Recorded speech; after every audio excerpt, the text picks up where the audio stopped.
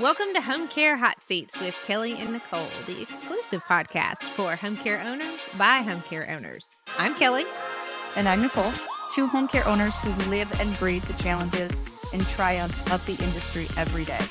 Join us as we dive into the latest happenings, innovative strategies, and the raw truth of balancing business with everyday life.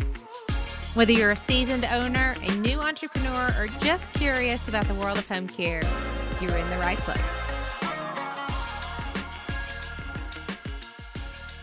So welcome back to Home Care Hot Seats with Kelly and Nicole. We're so excited today to have Casey Rausin join us from Care Around the Block. Casey, thanks so much for joining us today. We're excited to have you.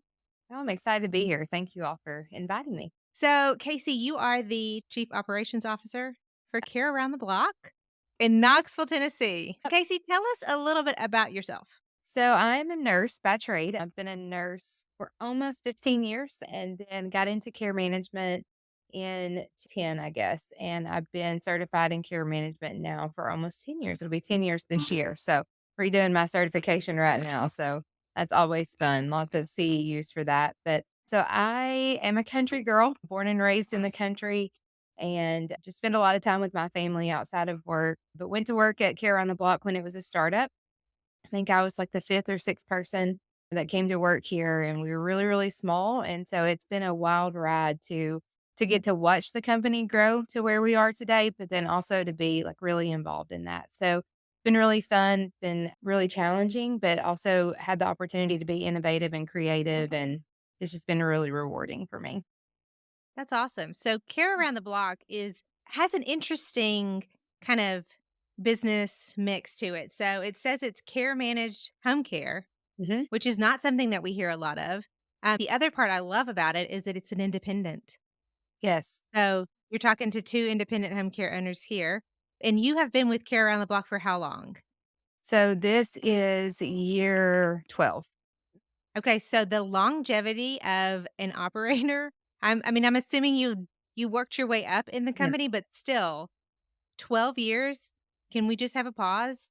How many people have had an operator for 12 years? That's Like, amazing. that says something about a company. So, Mhm. what is this care managed home care? Like, take us through what that even is, because yeah, we're fascinated.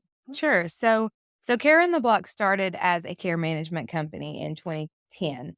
And it was started by Mary Wegman, and she's still, involved, like helps us with strategy and things, but she retired a couple years ago.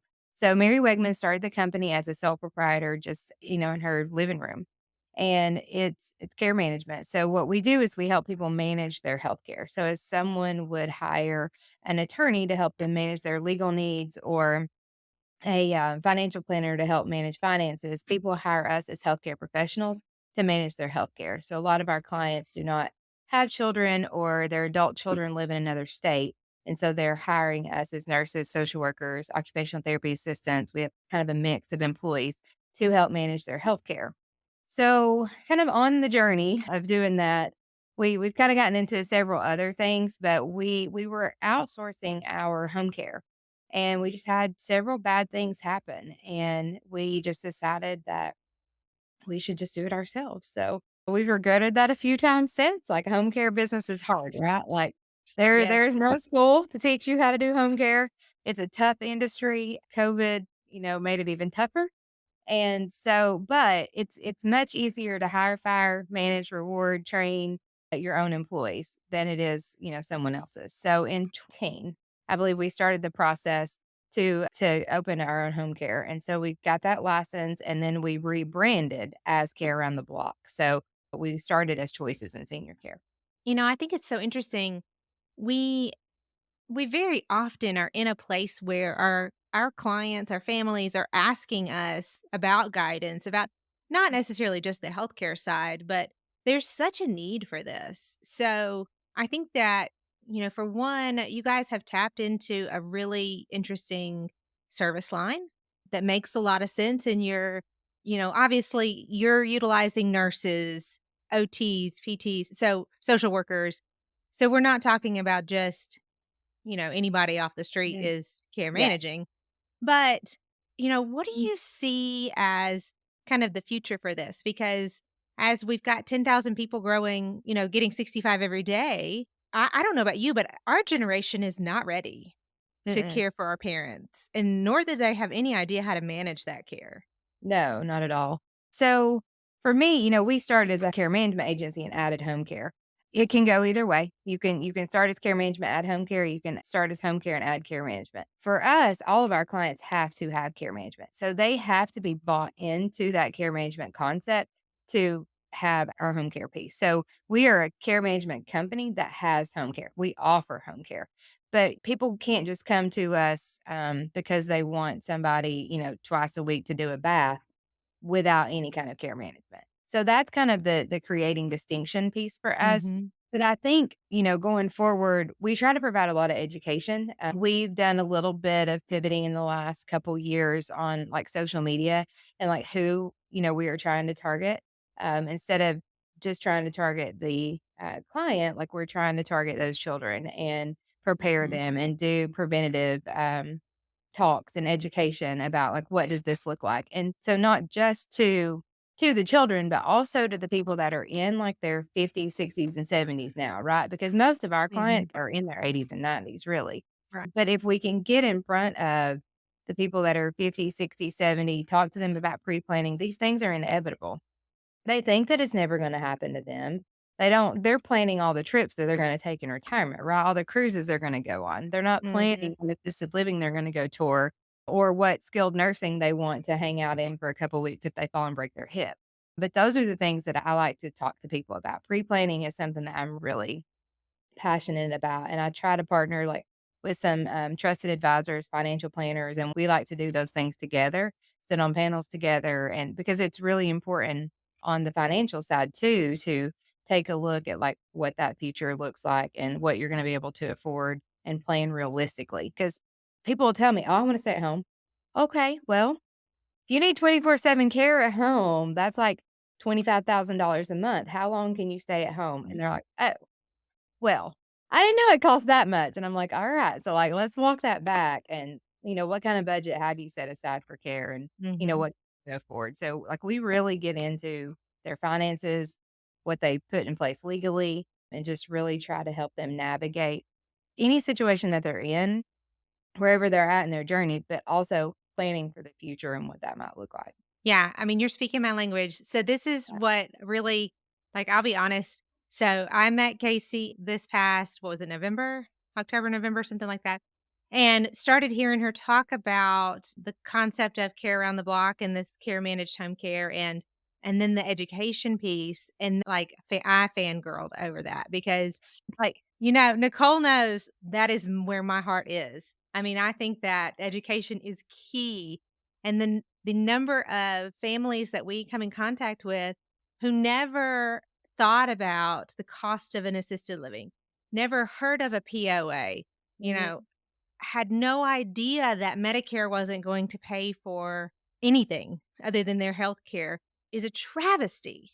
I mean, we are failing our seniors in mhm, that and their caregivers in respect, which is one of the reasons why I put together a course last year on, the aging parent blueprint to help adult children prepare to care for their aging parents because I just feel like that is such a need.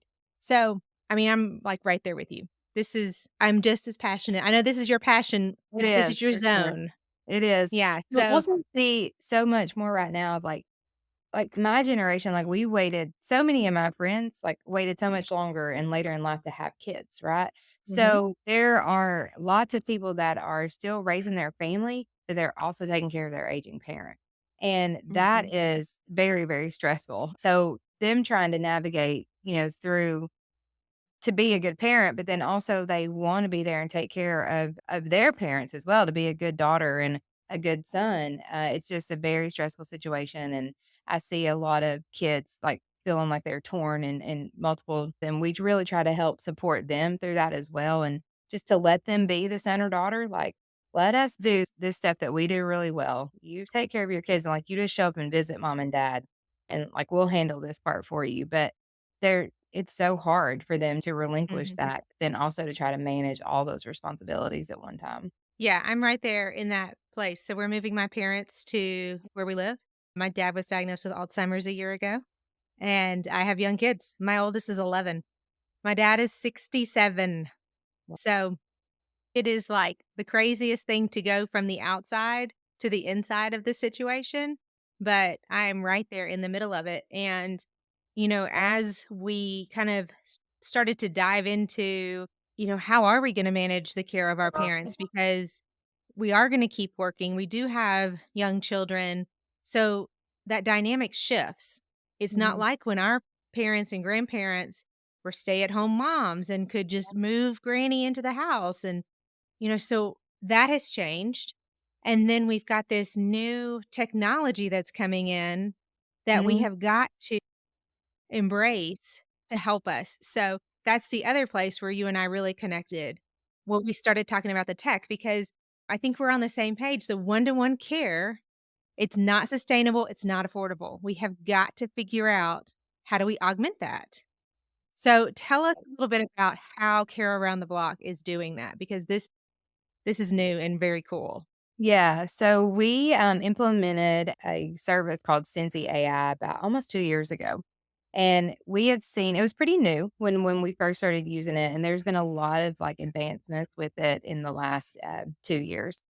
And it's a really, really cool service, so it's very intuitive, and the goal of Sensi is to, detect, prevent, and predict what's gonna happen with a client, and so it is like these little devices that look like Glade plugins, and they're audio. They're triggered audio triggered devices, and they just plug in your, wall like a Glade plug-in, and it just listens in the background, so you don't have to do anything to it, you don't have to charge it, you don't have to put batteries in it, like, it just hangs out there, and you just go on about what you're doing throughout the day, and it monitors kinda what's going on in the home and alerts us if it's something care related. So, it only alerts our team if it's a care related event, so something like a potential medication error or a fall or a wrist or, "Oh, I almost fell," like, it would alert us that, Mr. Smith, almost fell and you might wanna go check him out, like, it kinda points Mhm. us in the direction of what we need to assess the next time we're in the home.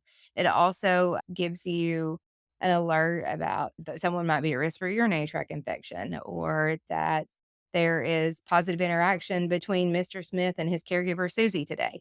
So it's very interesting the insights that it provides to you to help you increase your quality of care as a care manager or as a home care agency. So we're really thankful for it and really enjoying having that. And our clients are really thankful for it too. Yeah. Have you had any instances where it has just really shown its value? Can you think of a case that it's like, "Oh my gosh, like, we never would have known had we not had Cincy in the house?" Yeah, there's a couple of those. So one of my favorite stories is that we have this lady. We have an office in an independent living across the street from our office, and we had a client there that she would fall quite a bit, but she did not like her Scentsy, and she thought that Joe Biden was listening to her. And so she would unplug it all the time. Joe Biden was in her house, right? And so we would be on her all the time, like, "Quit unplugging this, like, we need this to help take care of you." And she's someone that, her son doesn't live here, and she really needs us for the care management, but she doesn't have unlimited resources to have someone with her around the clock, right? Like, the majority of people can't afford so we were trying to add things to be able to meet her needs. So she fell one day and pressed her pendant that the facility had given her. And we were able to so from the time Cincy notified us, and it's not a fall detection device. Like it does Right. not take the place of your fall detection device. It's just an added layer of support. But from the time Cincy notified us and we got in our car, drove to this facility, got up to her room and got her up before the facility ever responded to her button. And You gotta be so kidding. no, no, and it's independent living, right? So, like, they're not there for emergencies, Right. and I don't remember what time of day it was, so, I mean, it could have been lunchtime, so they have that there as a safety net, so it wasn't an assisted living, but still, it made her stop unplugging her senses because she realized that, like, there is a benefit to this. I did not have to lay on the floor for hours because they knew that there was something wrong with me. And another gentleman, this one's kinda sad, he lost his partner several years ago, and And we knew that he struggled, like, with loneliness and depression, but when we would show up, he would be really excited to see us, right? Like, he was happy and he was engaged, and he would talk to us, and we would go outside and look at his yard, and so what Cincy picked up with him was just what was going on in the middle of the night and the loneliness and the insomnia, the inability to sleep, and that he would get up and, talk to pictures in the middle of the night, and we just realized, like, how lonely and how depressed and Mhm. sad he really was. So we were able to kind of increase his care a little bit to combat some of that. There was another lady that was living with Alzheimer's and dementia, and she'd been up sick all night with nausea and vomiting and in and out of the bathroom, and it alerted us that, the next morning we saw that our process is that we listen to them every morning if we don't get, like, a high level alert, which that wouldn't be high level. So we heard it the next morning, and we call her to check on her. "No, I'm fine. I slept all night long." And we're like, "Oh, okay. I don't think so." So, "But I'm gonna come see you. Is it okay if I just come see you today?" And she says yes, and so we go out and see her, and, there's evidence in the home that she had struggled through the night with nausea and vomiting and diarrhea, and so we help get all that cleaned up, but also it's so much more about someone that's elderly and frail, and they're already probably living a little bit dehydrated anyway, right? So, getting in front of that and helping, like, push some fluids with her that day, that decreases the risk for falls and hospitalization and all those things. So, just because we would have never known that otherwise, and, something could have happened and it didn't, but and who knows if it would have, but it helped Mhm. us to get in front of it helps us get in front of things. So, That's uh, amazing. yeah. Yeah, I'm so excited. So we're in the middle of our deployment of coming on board with Sensi.AI. And so Nick actually comes in to see us next week. Oh, Nick is And great. Yeah. yeah, and so he'll help us onboard new clients with it. And so we've been going through kind of the processes and stuff. They have such a great onboarding. At first I was like, wow, this is a little overkill. But the reality is it's really difficult to explain to people, how this tech works, and you Yeah. really don't wanna go too deep because then they think Joe Biden's listening to them, so Yeah. yeah, and it doesn't do that. It's not storing that information, it's not, like, listening to you all the time, so it's using it as a filter, right, to pick up those keywords and key sounds. Yeah, and it Um only cares about the things that you would want me to know about. Like, it's only gonna notify me on the things that you would want me to know, and I've tested that myself. I mean, I was in a home for hours one day talking to someone's son. We were catching up, waiting on a bed to be delivered, and I had, like, a freak out moment on the way back to the office. I'm like, "Oh my gosh, like, we talked about a lot of stuff today. Like, what did Cindy pick up that didn't need to be nobody else needs to be hearing?" And I go back to the office and I'm, like, on my computer, and, like, you never even knew we were there because we weren't talking about anything that had anything to do with care. Like, it was Yeah, completely personal conversations. So, it wasn't anything to do with it, and you never knew we were even there, and we were there for hours. So and it was a small that's room. crazy. It was an assisted living that, small room, so it wasn't like we were in, a kitchen and the device is really far away. Like, the devices were in the room with us, and it still never picked up anything that we talked about because it didn't care about what we were talking about. Yeah, So, that's awesome. It's yeah. that layer of that safety net, that taking away those blind spots that we've never been able to do before. Mhm. Because, even if we have 24-hour care in the home, we're still reliant on that caregiver to do their job and to, how many times have we been in a situation where we find out that it's not a good fit or a caregiver's not doing what they need to do? So to be able to get in front of that is huge, just from a peace of Absolutely. mind standpoint. But then the fact that it can predict and prevent based on, like, trends and patterns, that data part has we've always just been like, well, we've started to see this happening. We think this is what's going on. But to be able to actually get that data. Yeah, we're always working against or working behind the 8 ball. Like, I have an assisted living home too, and even when we start to see signs of, like, a UTI, it's already too late. The Mhm. UTI is already in place. So, Right. the ability to be able to say, we can start to see these patterns and recognize these patterns before these things happen, I mean, that's a game changer. That's Yeah. huge for getting ahead of things instead of working after they're already discovered.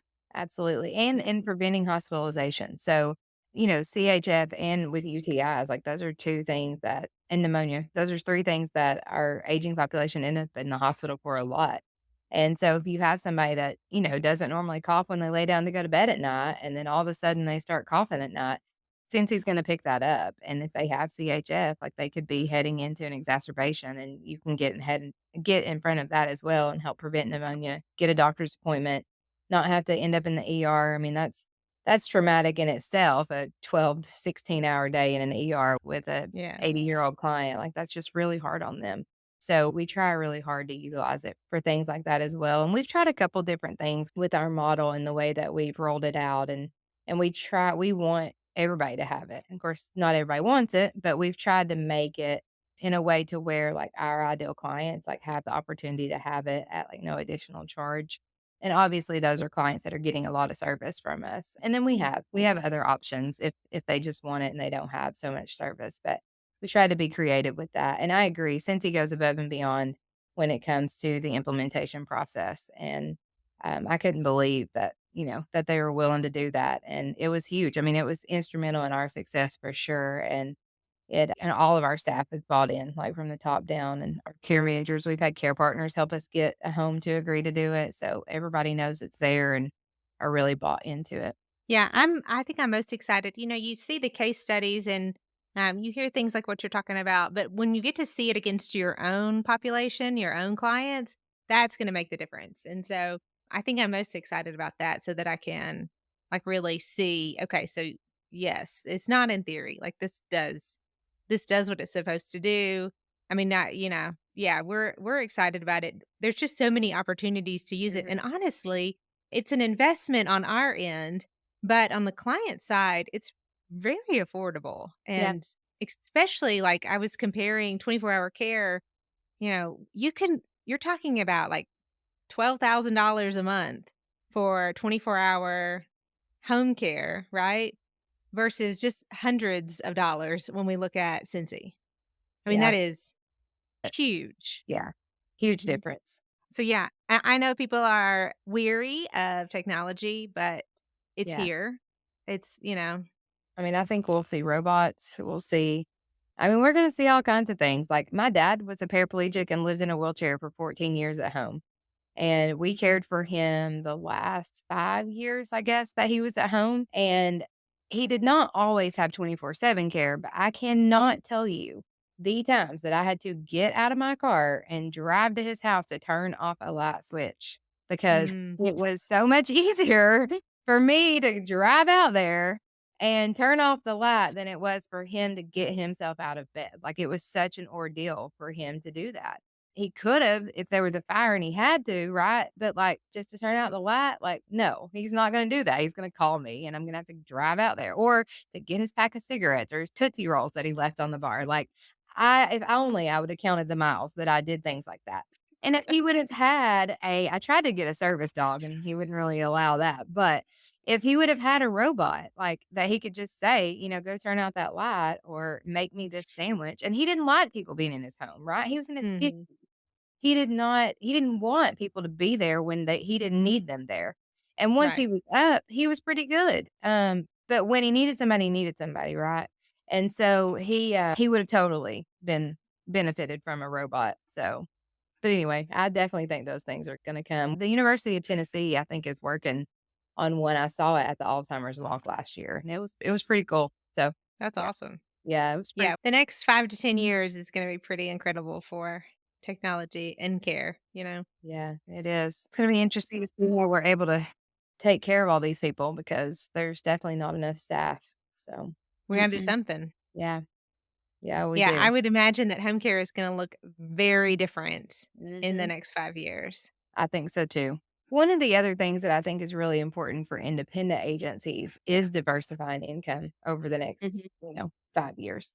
So it's hard. Home care is hard. The margin is small and it's hard to find employees right now. And we need to figure out some kind of way to share the care model, but there's not technology to support that. And we need to see some advancements in technology to be able to do that because there's not enough caregivers for all the people that need care. But then having a diversified income in an independent agency also allows you to do more for your Mm, caregivers to be able to support and retain them. And that is one of the biggest things about care management is that it really helps us be able to offer things to our care partners that other people in town can't do. So We have tons of training hours. We have on-call banks. They get full benefits just like any other employee does. They get paid time off. I just did it last week. There's like 2 whole pages of benefits that they get. And bonuses, quarterly bonuses. They get a retention bonus. They get employee referral bonuses. So they have lots of opportunities to make income in other ways besides just showing up for their shifts. But it it would be much harder for us to do that if home care was all that we had. So, it's not just about increasing the quality of care for the client, which I fully believe that care management does. Like, you can just take care of the whole person when you have care management, but it's also about being able to, like, really support that staff as well too. With your care management service, from a potential client perspective, how is that rolled out? What does that look like? How is it offered to them? Is it, a monthly, an hourly? Like, what does that setup or that structure look like? So in the beginning, there's a flat rate fee for an initial assessment. Everyone has to do that. We have a couple different models for like an independent living that we do something a little bit different for them, but everyone has a monthly requirement. So everybody gets an initial assessment. We do recommendations. We look at 7 different domains, lots of things: environmental, functional, medical, legal, financial, safety, cognitive, psychological, and look at all those areas, give recommendations, meet with the client and family and figure out like who's going to do which pieces of this, how much care management do you want? We try to have that conversation up front. Like, is this, a case where we're going to be a power of attorney and we're going to be doing everything, or are we going to do about 5 hours a month, 10 hours a month? Like, what are we going to do? And it is more in hour increments. We bill in 15-minute increments or 6-minute increments. Those are the 2 industry standards really, but it's an hourly rate. It's like kinda like an attorney charges. So anytime that we're visiting them face to face or any work that we do on behalf of them, we're billing for those services. What's Okay. the average amount of care managed hours that a client has a month?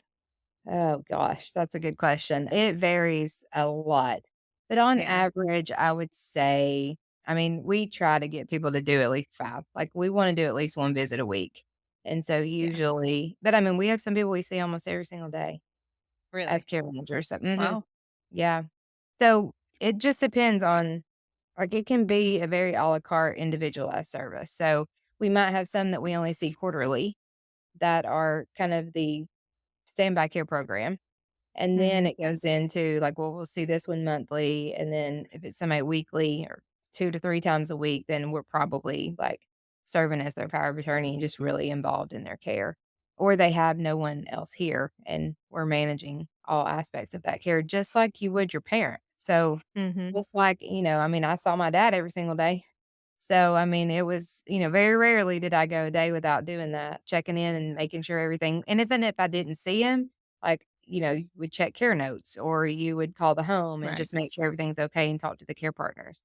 So, I mean, it's really managing that care, managing the home, sometimes managing their pets and their cars and all the things. We fix leaky roofs, we get skunks removed, we do all kinds of crazy stuff.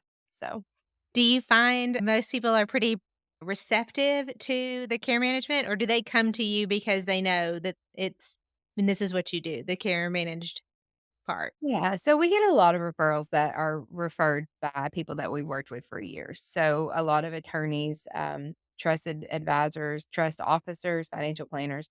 So people that already have relationships with Yeah. these clients and they're telling them to come to us for these services. So we get a lot of that. But then, we get random calls on the phone as well. And so then we have to just, I just say, we're a care managed home care company. Are you familiar with care management? And no, what is that? And so then I just go into, talking to them about what that is. And I say, is that, something that you're interested in? And if they say yes, then we can continue that conversation. If they say no, then I'll give them recommendations for another home care company and then just ask them to keep us in mind if they ever need that kind of service in the future. I have, just a handful that I do refer to because those home care companies know what we do really well as too, Mhm. and in hopes that when they do need that care management, that they refer them back to us for that piece. Yeah, have you seen some home care companies that are trying to do some like, I'm thinking of a situation, so we have a new company nearby where the owner is an RN. She's not a care manager, but she's trying to also do both and is not being very successful at it. Is she billing So, for it? Like, is it a service line or is she just marketing that she does it for?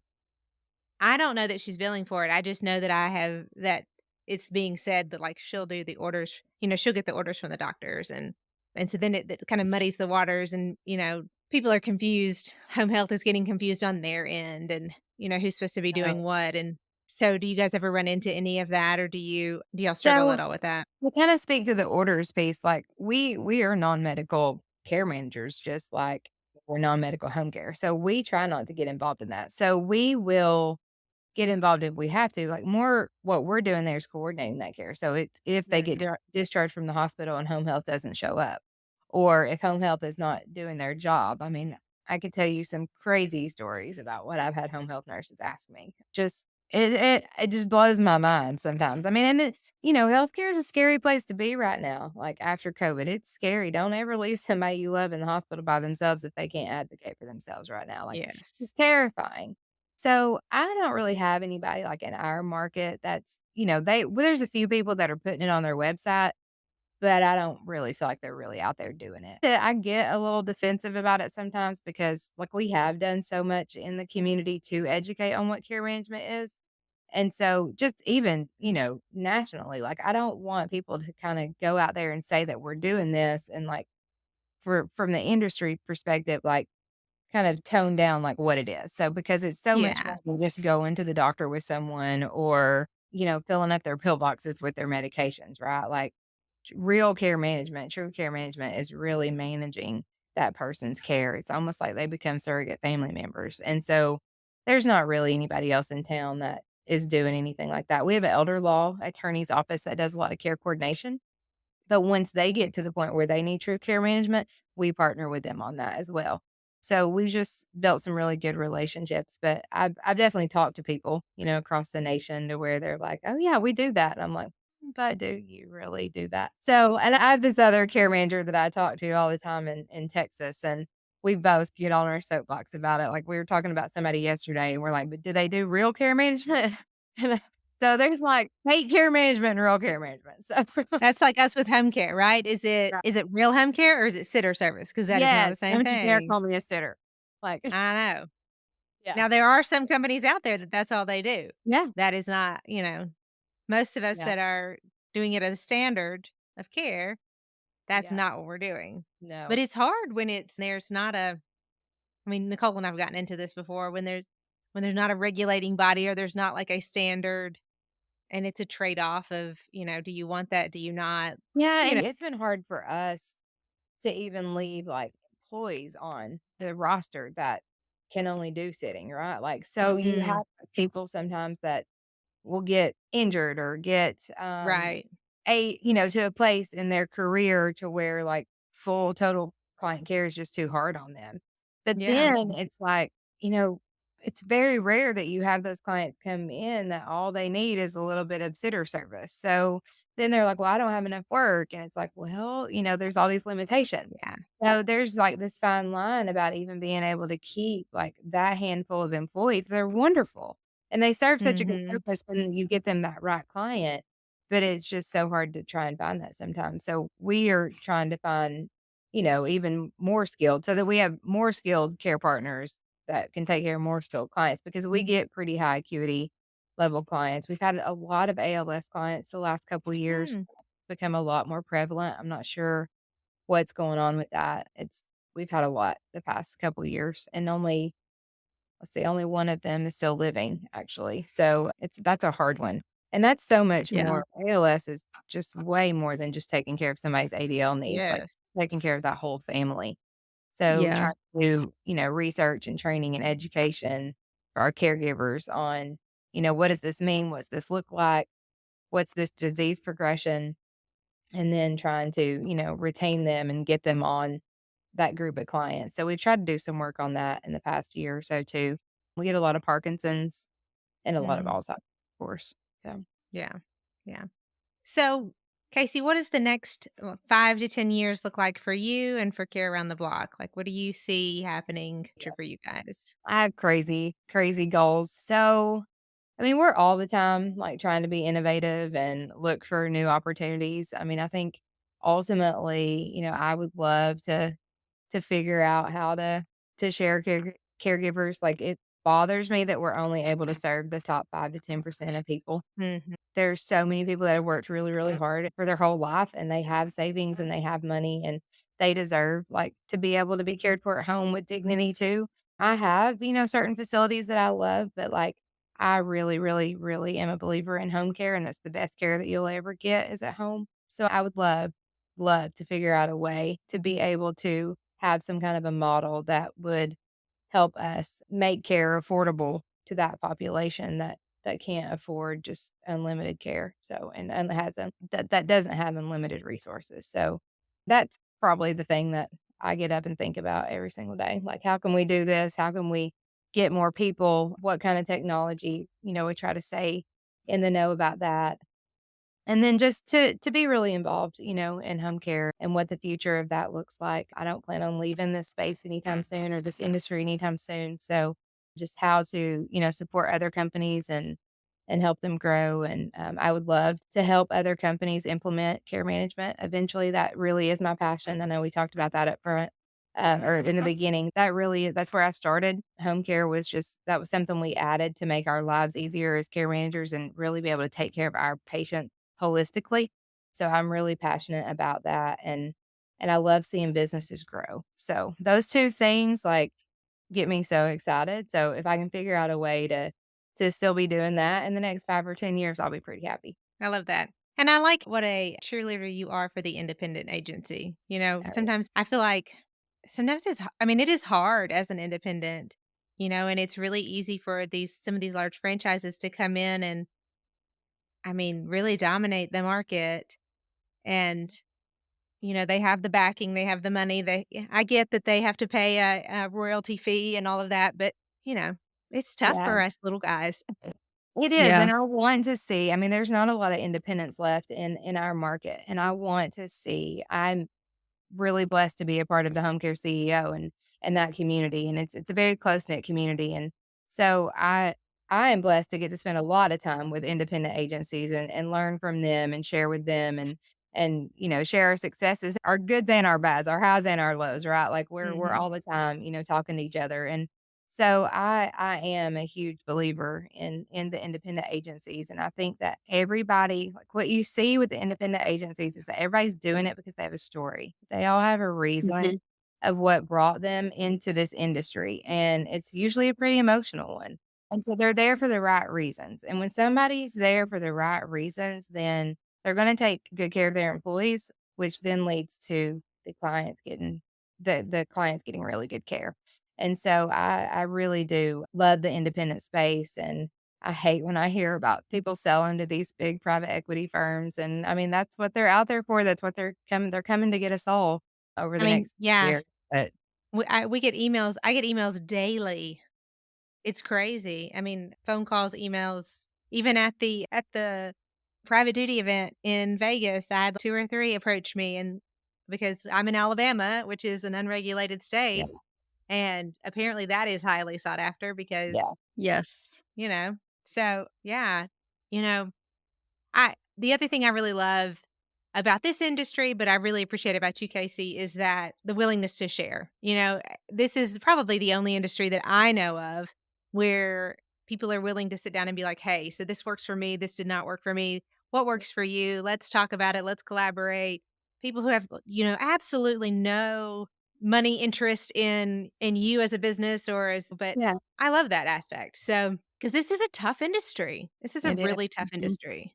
And It's so really I hard. have appreciated, especially just being able to pick up the phone and talk to you before Anytime. as we start going down our journey of Sensi and we're starting a care management line, trying to figure out what that looks like and how to navigate it. So I agree with you. I think that the diversification piece is so needed.